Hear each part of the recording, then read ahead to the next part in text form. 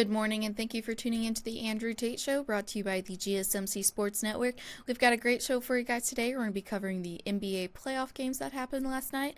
We'll also be discussing whether the Sooners are SEC ready. We'll also be talking about the 12-team college football playoff, and make sure that you guys stick around for later in the show when we'll be diving into our Thirsty Thursday stories for the week. Before we start, though, I wanted to ask that you guys like and follow the show. Also, we get a number of questions from viewers that come in during the show, so to ensure that your question gets read on the air, I ask that you use the tips and donation link with your question. The tips and donation link is GSMCPodcast.net. This just puts your question at the top of the list so that I can see it, and it also really helps the show. Hello, Tate. How are you doing today? Hello, Miss Faith. Hello. You're in all black, which is kind of cool. I like it. Thank you. So, are you like anything exciting going on? Fill us in on Anything exciting? I'm taking my last. I know we were talking about your finals, but yeah, Yes, hit me so with that. Yes. I am taking my last final for the semester, and then I only have one more semester after that, and then I finally graduate college. Okay, wait. Very I gotta happy. ask this question without. I don't mean to put all your business out in the streets. How long did it take you? 5.5 years. Oh, that's not bad. That's not bad at all. I I transferred, had so transferring sets you back a little bit. I had already knew that I was going to graduate later than expected, because I went the 12-hour route instead of the 15-hour route, because I do work part-time on top of school, and I did 15 hours one semester, and that is just a lot on top of having a job. So, I used to, okay, two stories I was going to tell you on that one. One, I used to date a girl, actually end up getting engaged to her at one point in time. In 4 years, she graduated with 3 degrees and 2 minors in no, 4 years. that's not me. On the opposite side, there was a guy I went to school with, and he was a full-time student, and he was on his ninth year when he stopped. I didn't say he graduated. I said when he stopped. Yeah. I won't be graduating with 3 degrees, but I will be graduating with a degree in journalism with a minor in sociology and a certificate in news literacy. So I do got some stuff stacked up. That's my girl. That's what you're supposed to have, you Yeah. know?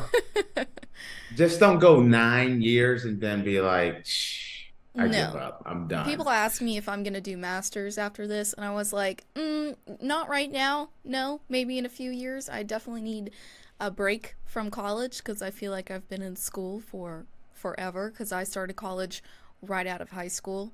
So I've been in school for, ooh, 18, 19 years See, it's straight. weird when you start talking about that. I always feel I don't have any evidence on this one, but just my vibe and what I've seen from people is if you don't go get your master's right away, you never get it. All the people Okay. that I talk to, not saying Hmm. you're your own person, but all the people that said, you know what, I'm going to take a couple years off and then go back to get their masters, never got their masters unless they were school teachers. Well, I don't, it's not that I want a master's degree, but if it's in the cards, that won't happen until probably a couple years after I've already Yeah. graduated. So, If you don't do the master, like some of those new master programs where it's like it's not a master's program, it's a doctorate program where you do your master's and doctorate all at the same time, mhm. accelerated. I'm like, I wish they had those back when I was in school.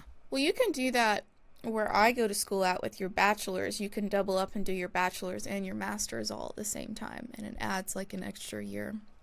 See, I wish we'd had that. See, I didn't have I'm that. not doing that. I went back in the day. So no, Hmm. we did not have that. Man, I think that part's amazing there. It's not something I So decided to do, yeah, but let's talk about some stuff that pertained to me. I did not do that. Okay. So, all right, Yeah. we have some interesting things to talk about today. Hmm. So, I am intrigued on some of our topics. Yeah, okay. Also, Thursdays kind of Yeah, we can got be some kind of fun as well. we got Last week's I think I got some good ones for this week. on So, par with last week's Thursday. I don't know if it's on par.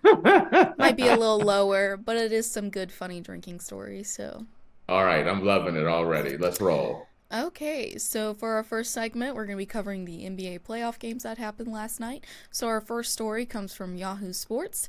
The Celtics cruised to blow out a win over the Heat in Game 5 to reach the Eastern Conference semifinals.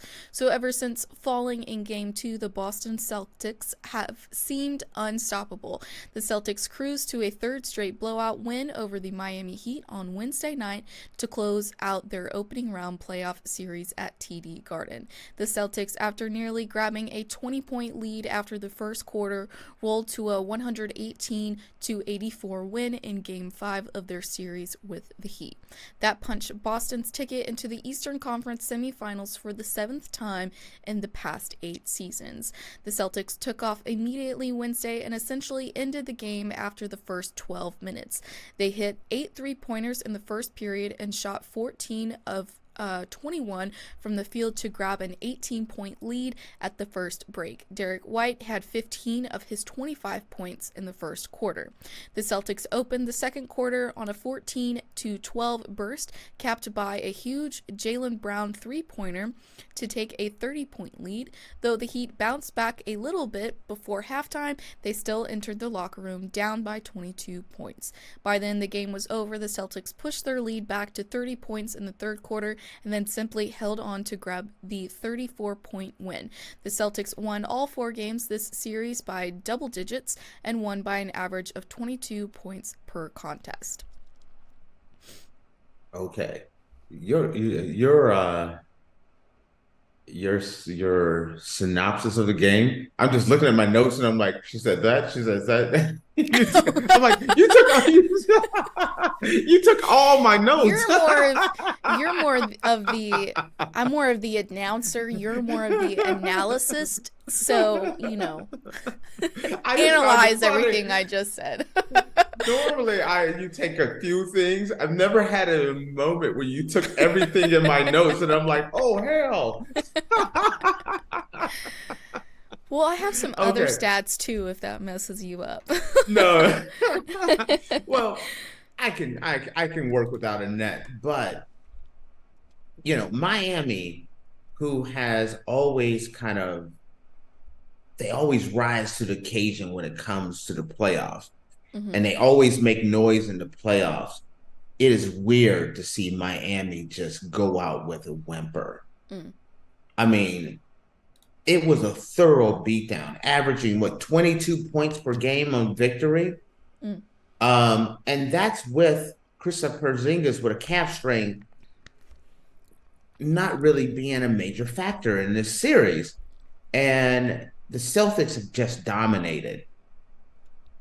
The Celtics are playing, they're peaking at the right time. The Celtics look good.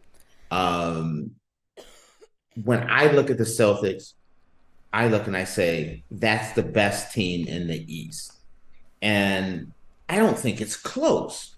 Mm. When you look at what's going on, and I'm not used to seeing Miami just kind of go out with a whimper.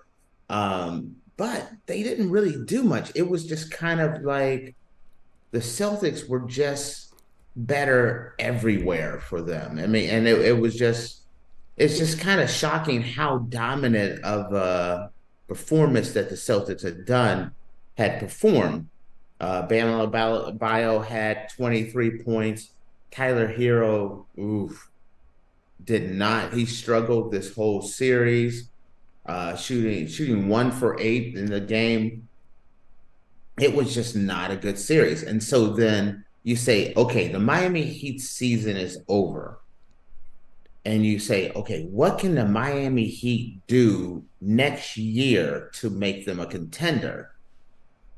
And right now, I'm looking at this team and I'm saying absolutely nothing. when you look at Miami and you say, okay, you start looking at the team, and then I realized they have 5 players that are right around $20 million or more. Jimmy Butler's contract next year is 48.8. Bam Adebayo, 34.8 million. Tyler Hero, 29 million. Terry Rozier, 19.4. Duncan Robinson, 24.9.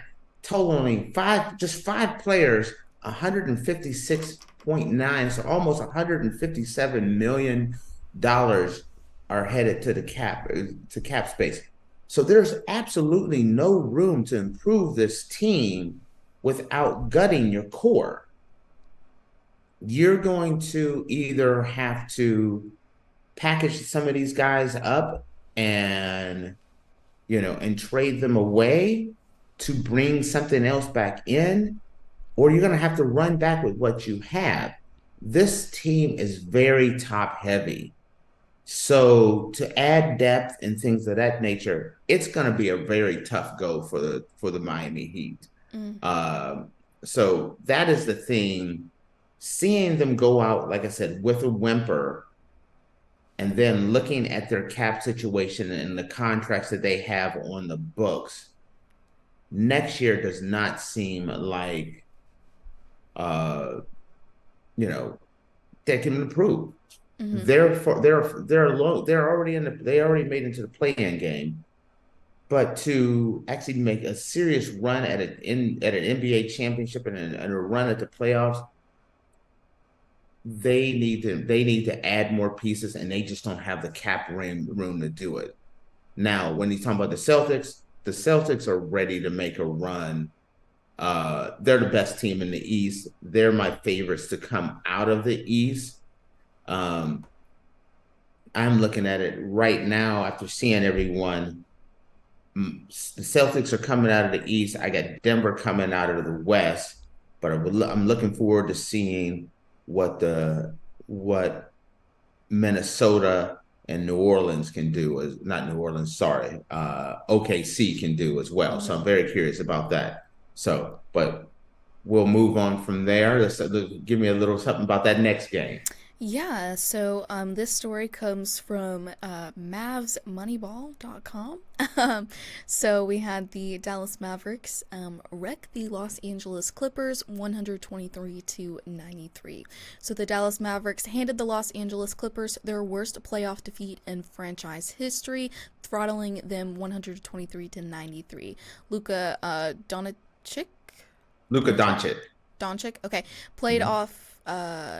had a fantastic performance, scoring 35, dishing 10 assists, and grabbing 7 rebounds. Paul George and Zubac led the Clippers with 15 each.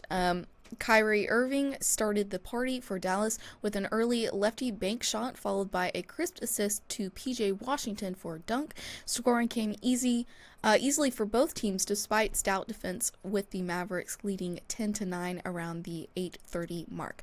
Zubac got it done early for Los Angeles, scoring 8 in the period. The teams exchanged buckets throughout the quarter, and with Dallas getting 5 dunks while the Clippers buried 3 threes. Dallas took a 25-24 lead in the second period. Dallas continued to play with the pace in the second quarter, with forays into the painted followed by good-looking threes. Maxi Keebler connected on 3 threes in the first half of the quarter to help extend the Dallas lead. The Clippers answered with repeated drives and tough baskets, which slowly worked them back into the game. Dallas maintained their lead by getting into sets early and getting great looks or drawing fouls. Daniel Gafford flushed a 40-foot alley-oop from Ivering to give Dallas their first double-digit lead. The Mavericks led at half, 56-46. Los Angeles came out of the half a bit rusty, committing 3 turnovers. Dallas didn't look much sharper. They maintained the lead early in the frame. Ivering brought the Mavericks bench to their feet with an electric and 1 layup following a pickpocket of Harden to give Dallas a 12-point lead. Doncic followed that with a mid-range jumper, forcing a Clipper timeout. Strong Mavericks defense left the Clippers looking discombobulated. Doncic took advantage, driving every possession, connecting in the lane, and getting into the lane. A wild transition play between Ivering and Doncic was broken up by the Westbrook, but finished by Jones Jr., who flew down the lane for an N1 dunk, but finished... Oh, sorry.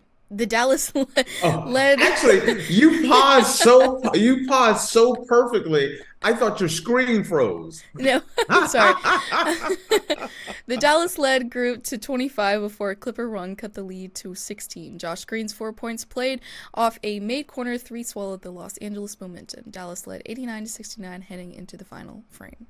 And then so on. You paused so perfectly. I almost said, "Oh crap." No. I read it wrong. Whoa, but your whole body, you just like, I don't know, you were looking and I'm like, oh shoot, Faith has had some internet issues in the past. So that's what popped in my head for a split second. No. Now see, this one, you left a little meat on the bones for me here. So I got things I can talk about on this one. First off, okay, let's talk about Luka and the Mavs. I mean, they came out. Forget it. Let me change it. Luka, if you said, okay, Luka has a knee sprain and an upper respiratory illness going into this game, you would not be, you hear that, you don't think like, oh, Luka's gonna go off. Knee sprain, upper respiratory illness, mere bag of shells. Luka, 35, 7, and 10. 14 to 26 shooting. Luka was on fire, beat them down. This was not a competitive game at all. Biggest Clipper blowout in recent history. No, and then that's in playoff history for them. Luka and Kyrie really didn't do a lot, but he didn't have to. The Mavs just completely outplayed them. Defensively, Dallas was just locking down the Clippers. The Clippers had no answer for the Mavs defense. The weird thing is, I don't normally think of Dallas as a defensive team. But since March, they've been the best defensive team in the NBA and has mounted the second best record in the NBA, showing that they're. I mean, I don't know what it is. You think about European players and things of that nature. You say Luka, Kyrie. You don't think defense, but the Mavs are playing serious defense, which is causing all kind of problems. And talk about problems, the Clippers have them in a major way. Without Kawhi Leonard, they're a shell of themselves. You can't say, if you look around and you say, future Hall of Famer Kawhi Leonard, future Hall of Famer Paul George, future Hall of Famer James Harden, future Hall of Famer Russell Westbrook. You don't look at that roster and say they're going to get beat down with the worst playoff loss in team history. But it's the same thing every year. Injuries affect the Clippers, and it costs them a chance at making a run. Same year every year. Paul George has a poor performance. I don't get where that whole playoff P. I think that's a joke. Again, another poor performance. And then James Harden. How many playoff series over the years is James Harden's going to come up incredibly small? Again, one after another, year after year. When going back and looking at, I'm going back to Harden. Let me pull up his numbers. James Harden, the beard, the guy that had a 60-point triple-double in an incredibly important game got you 7 points, 7 assists, and 4 rebounds. I mean, like a triple single. He did in a critical playoff game. James Harden came up incredibly small. When you look around and you say, Paul George, knowing Kawhi Leonard is out, you need a big game from him. 15 points. That's just not acceptable. And then Westbrook, only 6 points. These are your Hall of Famers. When you're saying a grand total between your Hall of Fame players, you had 28 points from Paul George, James Harden, and Russell Westbrook. 8 for 36 shooting with 11 assists and 8 turnovers just from those guys. That is absolutely unacceptable. You can't have these type of games when you have these high profile of a player. You know what I mean? If you have a team with 4 Hall of Famers on it, you don't expect to have a collapse like this and a collapse in the fourth quarter. I mean, and that was definitely disappointing. As I talked about his history, James Harden's history, Paul George didn't do well. Kawhi Leonard out. I'm not shocked. I'm going to say this. I think the Mavs close them out.